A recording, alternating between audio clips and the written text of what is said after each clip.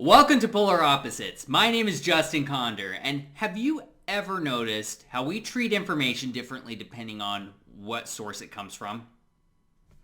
Inside each of us is this ingrained human nature that we're going to judge information, news, products, just based solely on who it comes from. You know, I want to share a story. One time, my wife and I, we like to do photography, and at one point, we had this little friendly competition. I went out and I took as many good photos as I could. She went out and took as many good photos as she could. And at the end of the day, we had one of our friends judge our photos and say which ones they liked the best. And we had ice cream on the line, so I really wanted to win this one. But you know what? I wanted to try something. Because this friend knew that my wife was a photographer. They knew that she was going to take some really good photos. So I tried something out. I tried saying, hey, look, this is my wife's photo right here. Even though it was my photos. And you know what? They were complimenting them. They were saying how good they were. I was feeling pretty good about myself. And then the second I said, actually, no, I took those ones. Those are my photos. They started to backpedal a little bit. Oh, well, there's this issue with it, this issue with that. And I was like, you got to be kidding me. But you know what? I'm not going to fault them because this is something that we all do. We get into this mindset where we make these snap judgments just based completely off of where is something coming from. And that is the same thing that we do with information that we hear. When information is different, depending on where it comes from, if it's something that is different than what we believe, then likely we're not going to accept it. Now, if it's some information that we would believe if it came from one source, but it happens to come from another source, sometimes we will take that confirmation bias and we will say, no. We're going to reject that kind of information just because of where it came from, not because it's wrong or inherently bad. This is why it's important to be careful when we consume media. Because if we aren't careful, what could happen is we could get stuck in what is known as the echo chamber. What is the echo chamber? The echo chamber is when we only listen to ideas, political news, sources, all those things that we agree with, and with everybody we disagree with, we completely throw out. We discredit it. The echo chamber is something that's ingrained in each of us. And the echo chamber can be potentially damaging to our political views and our future as a country. When I see friends on Facebook or any other social media site that come out and say, delete me if you disagree with me on this issue and this issue, we've all seen this. We've seen a lot of this before. We've had that one friend who will post out there, I want everybody who disagrees with me on this thing to delete me. I feel very sad and upset inside when I see that. The reason being is because what that person is really saying is, I'm in my echo chamber. I'm not willing to get out of my echo chamber, and I want you to go away if you're not a part of it. That's a dangerous mentality to have. It hurts to lose friends to the echo chamber, but when you think about it, how many of us are in the echo chamber ourselves? How many of us are struggling getting out and exploring new ideas that we may have originally discredited? Do people around you always seem to be agreeing with your point of view? You may be stuck in the echo chamber and not aware of it. Are you constantly viewing content and news that confirms your beliefs? You may be in the echo chamber and unaware of it. Do you have a hard time listening or understanding points of views that are not your own? You may be in the echo chamber and not aware of it. This happens to all of us.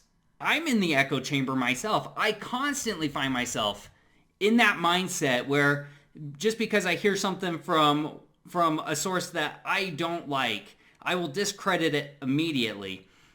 That's why sometimes I will click on news stories that are from MSNBC or from Fox News or from some sources that I may not originally just gravitate towards because their ideas are not the same as mine.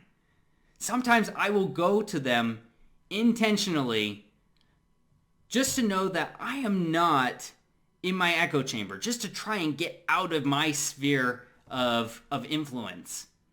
And when I do this, when I consume media that I disagree with, 99 times out of 100, if I'm really going in with an open mind and planning on hearing them out, then I come away from it with a new point of view that I didn't know before.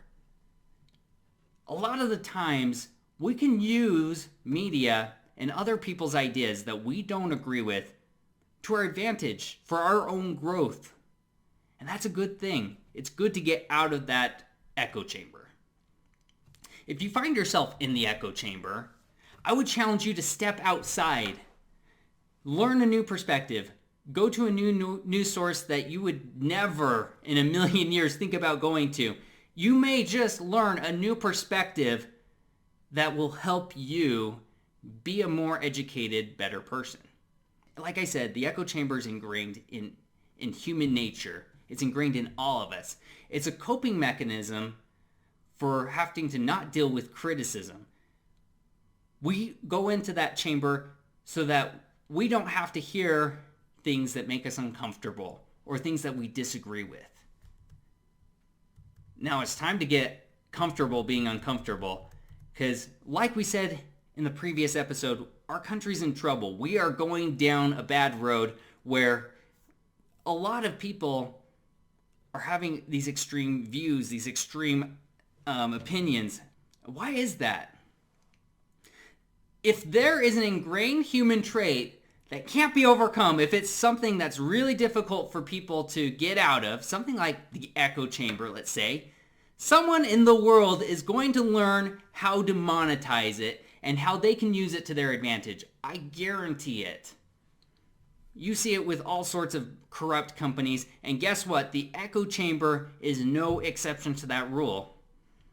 There are people who've learned to monetize it. The simple fact is that the media understands this social behavior and that the media have learned to monetize it.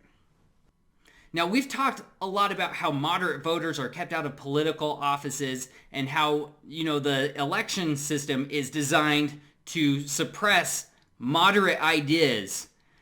And now it's time to talk a little bit about how the media contributes to that. If we're going to implement any better changes, any progress in society, we must learn how to use the media, how it works, and how we can get our voices heard. Because right now, it's really difficult. We basically are in a situation where large media outlets don't want to bring up stories that are important to moderate individuals. They don't want to bring those up because that's not how they make money. They make money off of fear, out of frustration. If there is something that is outrageous, that is what people are going to click on. That's what people are going to read. They're not going to make money off of, normal everyday ideas that would be actually good for our country. They're going to make their money off of the fear that they are sowing in millions and millions of people. We don't want to suppress the freedom of speech, though. The right to freedom of the press is a crucial and important foundational piece of our country. There's a reason why we have the freedom of the press. The free press is supposed to be a check on the government. Have you ever thought about it that way? We have the freedom of speech, the freedom of press, because we do not want the government to come out of nowhere and to start spewing propaganda to get everybody to believe in what they want us to believe. Anybody who wants to live in a country like that, they can. If you want to move to a country such as Russia that will stop the media from even calling their own war a war because they want to have a tight grip on what is being said. They want to have a tight grip on that information. You can do that. There are countries like that in the world. But that's not what people tend to like to gravitate towards. We want to have those freedoms. We can't move away from those freedoms and still live in a good, fair society. So the freedom of speech, the freedom of the press, it's here to stay. That's a good thing. But on the other hand, a lot of this power that media outlets have has gone unchecked for quite some time. There's a lot of power that these companies have to say whatever they want and to get away with it. We have somehow gotten to the point that the media promotes propaganda, and they don't necessarily just do this because they want to be the rulers over us. They don't want to be like necessarily as a dominant of force as Russia on their people, on us. At least I would hope they would not want to have that kind of control over us. And I don't believe they do. I think they just want to have lots and lots and lots of money. And like I said before, if there's any human trait that is difficult to overcome, somebody's going to learn how to make money off of this. They trap people in these echo chambers. They get them all on the same page, believing in the same thing. And once they've got what they want, they keep going. They keep trying to make more money off of it. They want to gain as much as they can off of it. Now, the media has become a lot more polarized for a couple of reasons. And one of the reasons, it's probably something that a lot of people don't realize, is that the media has been oligopolized. What that means, that it's very similar to monopolized or a monopoly. A lot of people know that a monopoly is when an industry is ruled by one company. One company is the sole distributor of some sort of product. We know that that's not a good thing. In capitalist society, we definitely encourage many different competitions because that's good for consumers. An oligopoly is when just five companies, own 90% of the media in our country. We can name these 5 companies. They are Disney, Comcast, AT&T, National Amusements, and News Corp. Those are the 5 companies that basically control CNN, MSNBC, Fox News. They control a lot of the smaller outlets, ABC, NBC, all of those big news sources that you know of, that you've heard of. One of these 5 companies owns it.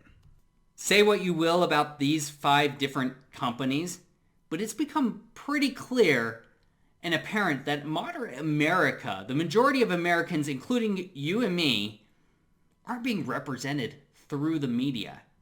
These major media corporations are not representing our views. They're only representing the views that are going to make them money.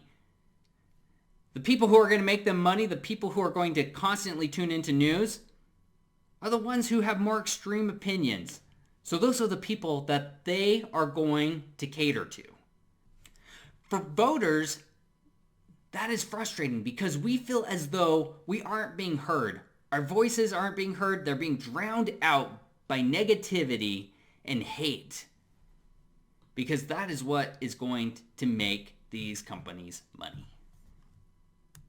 Over time, slowly moderate America has been squeezed out of the media as more people flock to view the extreme content. And as more people view the extreme content, it becomes their echo chamber. It becomes what they surround themselves with. It's a brainwashing mechanism to become a trap so that people will continue to come back for more. It's a lot like an addictive substance. Think about that. The media, major media corporations are trying to become an addictive substance for people to consume.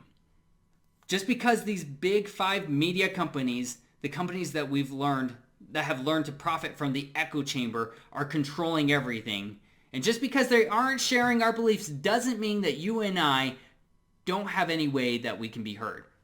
We have some ways that we can be heard. How is that? The answer is social media.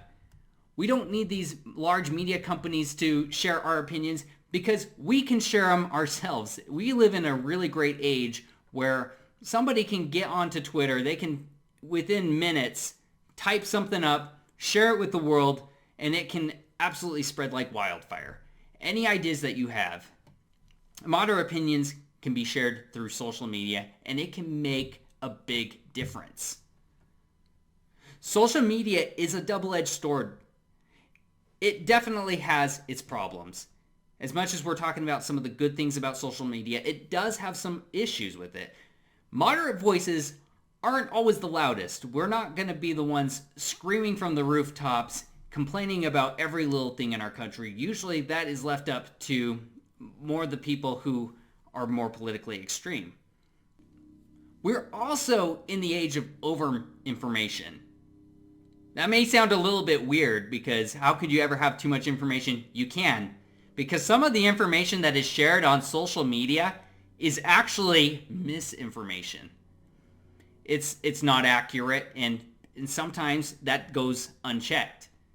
We can have fact checkers and people who are looking out, trying to analyze bad information, weed it out whenever we can. But it only works if people believe in the fact checkers and believe that they're actually doing a good job. Unfortunately, there's a lot of people who don't believe in those kinds of sources.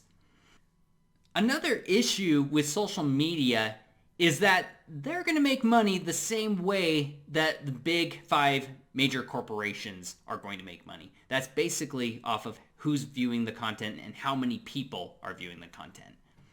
Much like these big companies like your nightly news station is going to make money from advertisers based off of how many people are watching their show, social media is going to make money off of how many clicks they get. The more extreme views that are out there, the more outrageous ideas or opinions, the more interaction people are going to give it. But the fact is that social media has its setbacks, but also social media can be a good thing. It can be a part of the solution.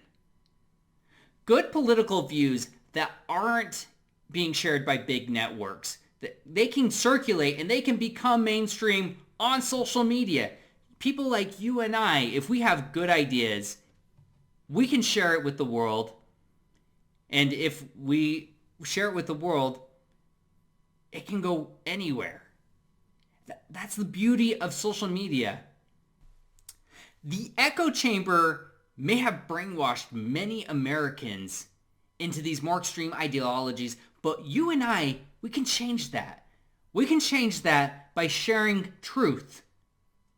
We need to get out of our echo chambers, try to shake off some of the confirmation bias that we each have, and try to see things a little bit differently from the perspective of other people. In the next episode, we will discuss some of the groups of people that feed big media and how they can be overcome.